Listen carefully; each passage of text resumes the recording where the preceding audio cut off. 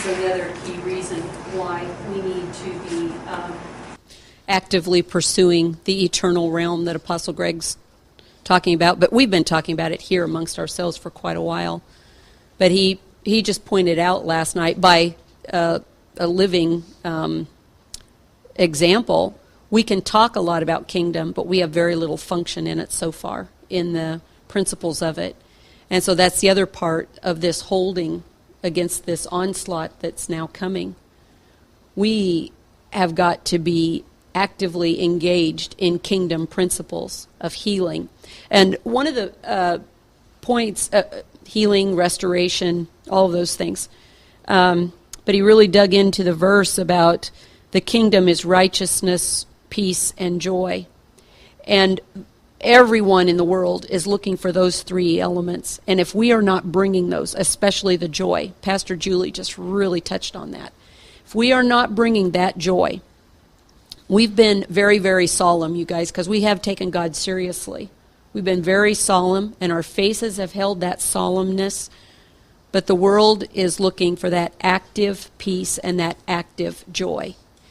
As APG pointed out, the righteousness is inward, the joy is external, and the peace is... How did he say that?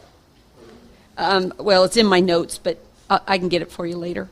But that's where, we need to be holding the kingdom in the peace internally. We need to actively bring the peace externally and then releasing the joy. And that is because it's out of the very things in the Great Commission and other things where the Lord shows us how to release that joy. When we go to share the gospel, we're supposed to be sharing it in joy. We're still spending way too much time talking about the temporal and what's wrong and out of alignment, and that's not gospel. The gospel is the fact that there is an answer that has already come, and we're to be bringing that answer with joy. Not with dreariness, not with drudge, not... I know we've been carrying that prophetic burden now for quite a while, and that's why we're all talking about we really want to see this end, where we're moved out of the prophetic and really strongly walking in the apostolic, where it is a life walk that's just so much a part of us and coming out of us. And I really do sense, even in just the way my physical body has made a huge transformation in this beginning of this year already. I know that by the end of the year, then we're going to be walking fully. Because doesn't the Lord call us into these things in the beginnings of years, and then the second part of the year, we just actively walk in what he's been instructing us.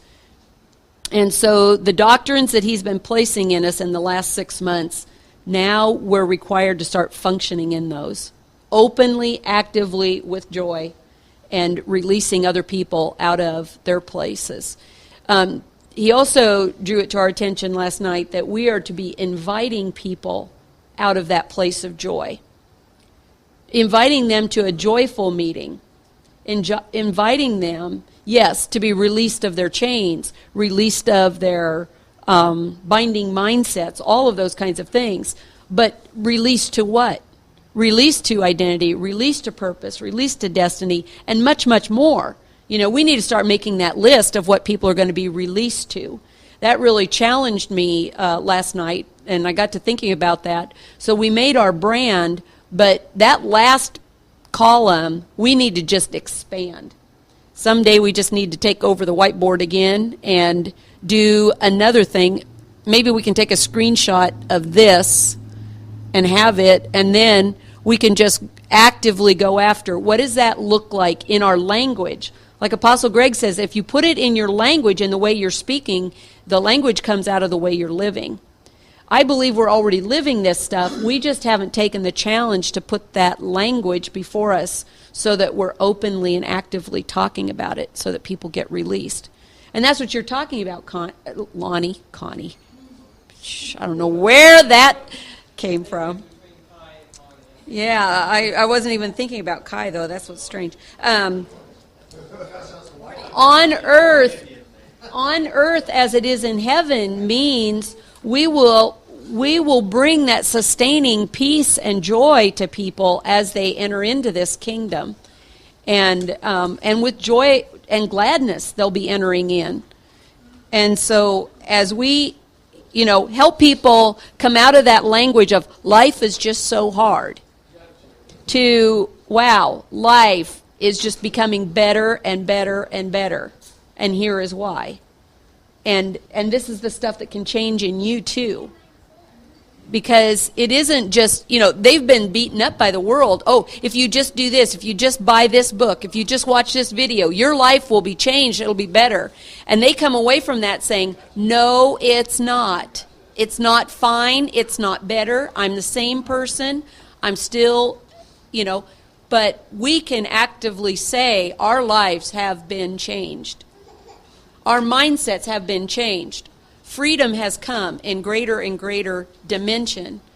And that's where people really engage, when they know that this is truth. And we are living testimonies of that truth. So I'm going along here, but on earth as it is in heaven, we have not, that's the other part. We've got to start digging into Scripture that's about what it looks like in heaven and what God is bringing to the earth. We just really have got to be digging there more and more and more, so that we are well educated on what God is actually bringing in change to the earth.